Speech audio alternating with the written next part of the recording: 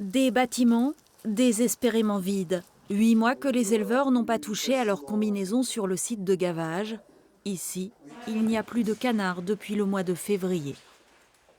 Le premier élevage touché en Vendée, ça a été donc bien dans notre commune, à Beaufou. Et c'était en début d'année, vers le 1er janvier.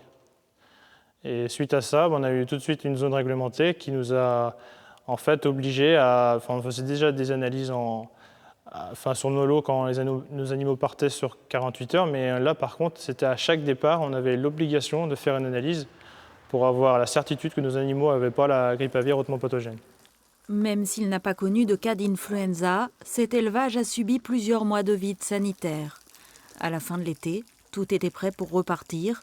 Tout, sauf les canetons dont la filière de production ne tourne encore qu'à 10% de sa capacité. Donc ça, c'est la litière qu'on a mis il y a une dizaine de jours pour nos poussins, pour les démarrer. Et donc la mise en place a été annulée au dernier moment. Nous, il nous faut 18 000 canetons pour redémarrer l'élevage. Et la date, on n'en a aucune idée, étant donné le contexte actuel autour de chez nous. La grippe aviaire revient, donc on est sûr de rien, quoi. Depuis quelques jours, les enclos extérieurs sont à nouveau déserts.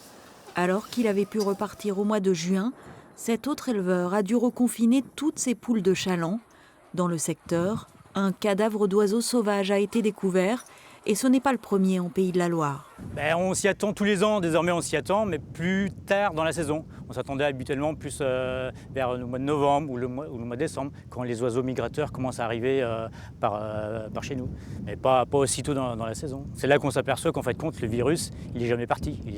Il vit actuellement sur notre territoire. Les indemnisations ne devraient pas tomber avant la fin du mois d'octobre. En attendant, nombreux sont les éleveurs qui se posent des questions sur l'avenir et sur le sens de leur métier.